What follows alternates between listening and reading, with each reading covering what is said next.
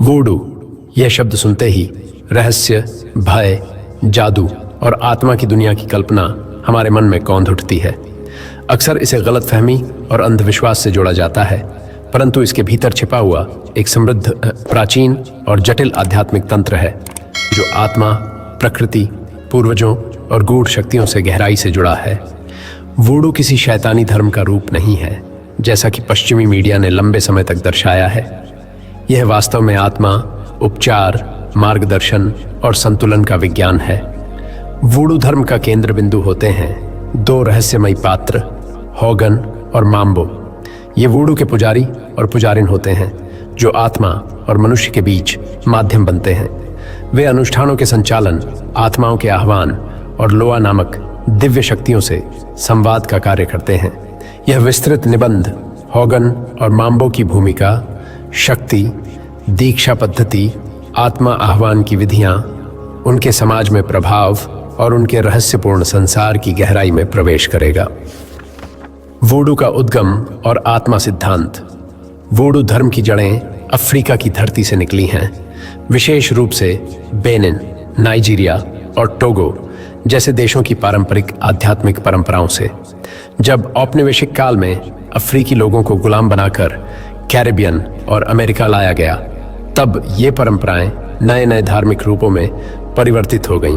Haiti, new Orleans और Dominican गणराज्य जैसे क्षेत्रों में वूडू धर्म ने एक विशेष आकार ग्रहण किया, जिसमें अफ्रीकी, कैथोलिक और मूल स्थानीय धार्मिक विश्वासों का सम्मिश्रण हुआ।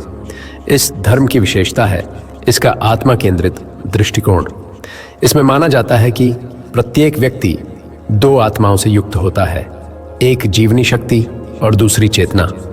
इसके साथ ही अनेक अदृश्य आत्माएं भी इस ब्रह्मांड में विचरण करती हैं, जिन्हें लोआ कहा जाता है। इन्हें बुलाने, नियंत्रित करने और प्रसन्न करने का कार्य वूडू पुजारी और पुजारिन करते हैं। हॉगन और माम्बो, वूडू की आत्मा के संरक्षक। हॉगन कौन होता है? हॉगन वूडू समुदाय का एक पुरुष पुजारी होता है जो आत्माओं, लोआ से संवाद करने, अनुष्ठान संचालन करने और समाज में आध्यात्मिक मार्गदर्शन देने के लिए प्रशिक्षित होता है। वह न केवल धार्मिक क्रियाओं का नेतृत्व करता है, बल्कि एक चिकित्सक, समस्या समाधानकर्ता, संरक्षक और आत्मा विशेषज्ञ भी होता है। माम्बो कौन होती है? माम्बो एक महिला पुजारिन होती है जिसकी भूमिका हॉगन के समकक्ष होती है। वह भी लोआ से संवाद करती है, अनुष्ठान करती है और आत्मिक उपचार में माहिर होती है।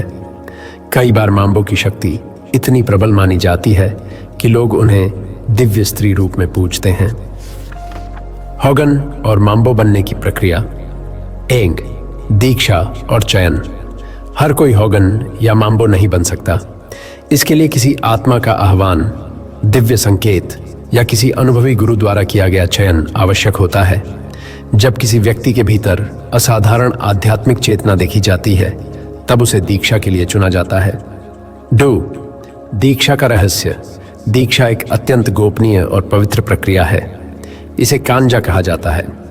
इस प्रक्रिया में दीक्षित व्यक्ति को 7 से 21 दिनों तक एकांत स्थान, हाउंडफोर्स या पेरिस्टाइल में रखा जाता है, जहां वह उपवास, ध्यान, मंत्र साधना और आत्मशुद्धि से गुजरता है।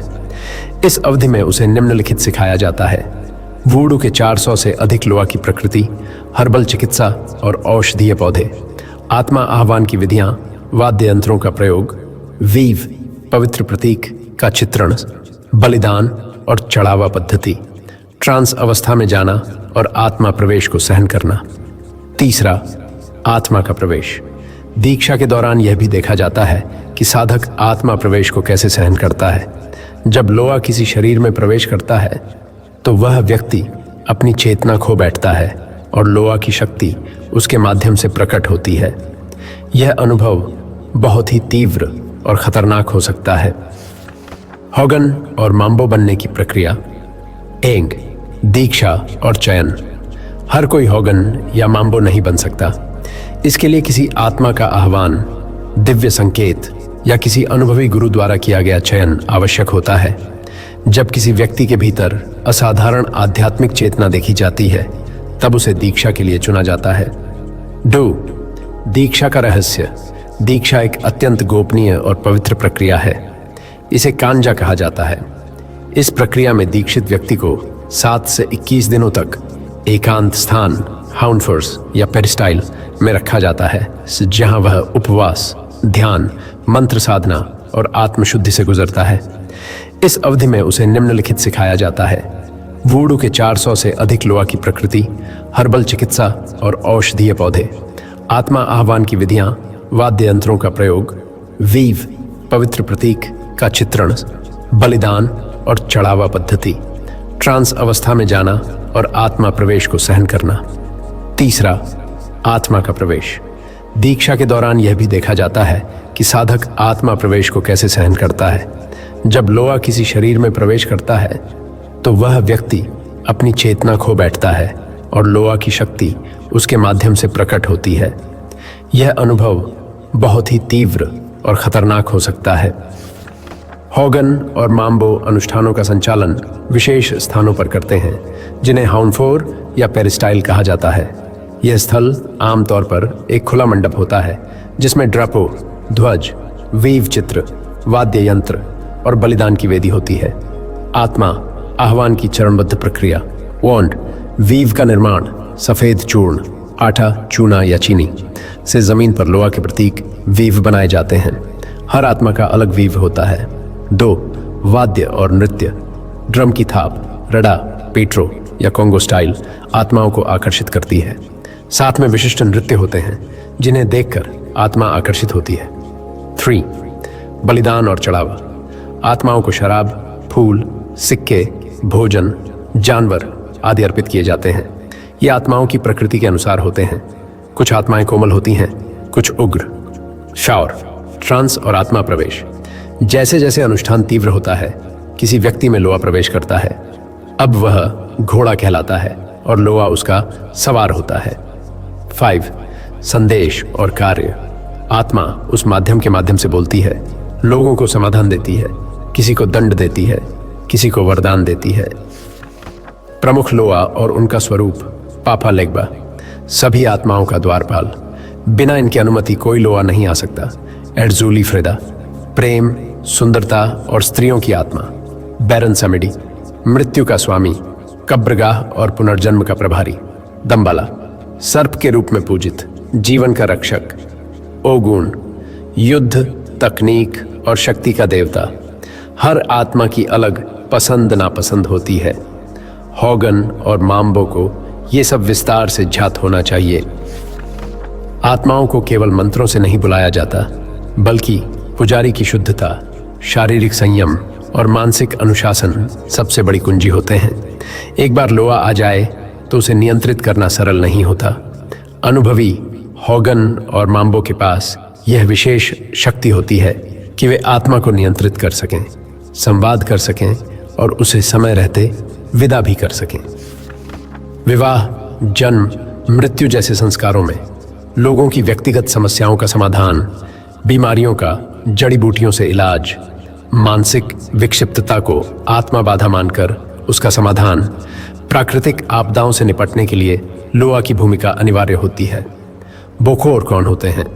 बोकोर वे व्यक्ति होते हैं जो हॉगन या माम्बो के समान ही आत्मा आह्वान की शक्ति रखते हैं, परंतु वे इस शक्ति का प्रयोग काले जादू, मृत्यु तंत्र, आत्मा बंधन और जॉम्बी नियंत्रण जैसे खतरनाक उद्देश्यों के लिए करते हैं।